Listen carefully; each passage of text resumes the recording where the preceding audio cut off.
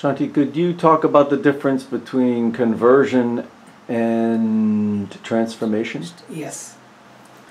This is a topic. Most people want to be converted. Very few people want to be transformed. Simplest example so you understand what is transformation is like. You plant a seed in the ground and seed breaks and becomes a plant.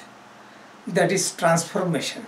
That means seed is totally gone to become a plant. A bird opens up and becomes a flower. Bird is gone. That is transformation.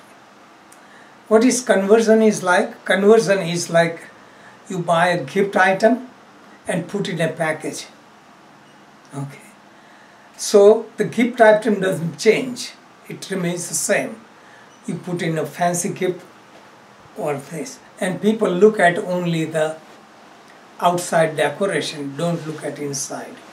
Okay. Relating to personal life, most people want conversion. Conversion means cover up with more fancy things so that you don't change yourself. You want to protect yourself. You want to protect yourself, so you cover up yourself with different attachments. Suppose you belong to a famous religion, famous guru, famous anything. So it actually builds up your ego, though you don't change inside. Okay. But when you want to transform, you have to open up. That means you have to be willing to change. And this is where most people are not willing to change, so they want to protect their identity. What they do to protect their identity, they don't think. They don't think for themselves. They follow someone else. They follow blindly. This way they don't have to do anything. That means the gift doesn't change at all. Just the covering change. And they feel better. That gift is wrapped up. But nothing changes. So somebody wants to be transformed, they have to give up their identity.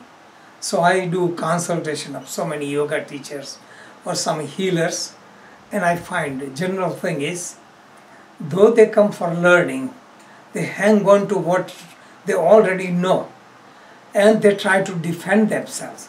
So this is conversion. Because you have invested so much in it and you have to let go what you have learned. Because what I teach is letting go and is frightening. So most people want to be converted.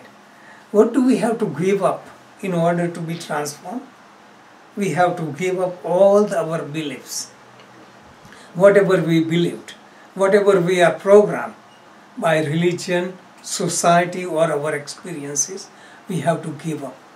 But the greatest thing we have to give up is ego. When we give up ego, we become humble and learning takes place. So this is what transformation is about, to really change. What should one do for transformation? First thing, don't take anything or anyone for granted. Just consider that is like hypothesis. Somebody teacher or guru or religion teaches you something, take that as a hypothesis. That is called shruti, hearing or receiving information by authority. Suppose somebody is authority in yoga and they tell you do this because I did it and I benefited, listen to that. Just like somebody listens to mountain climber who has experience, listens to carpenter who has experience.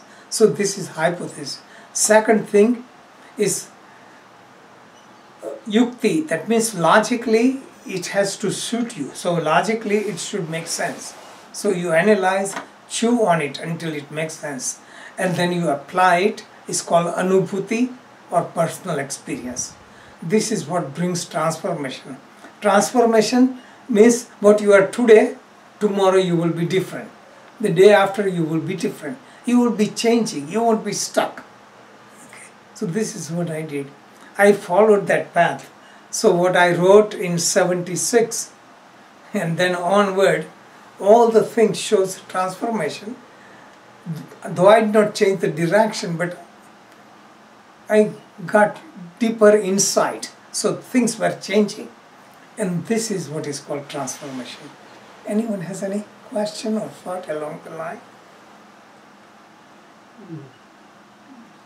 So, I guess what you're saying is just that you have to be willing to let go.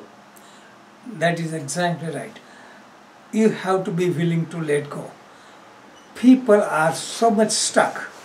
You know, whatever they have invested, they want to protect. Subtle ego wants to protect you so you don't change. So whatever you are doing, you try to hold on to it and use logic to justify it. Because changing requires sacrificing ego, becoming humble. And that is the required thing, humility.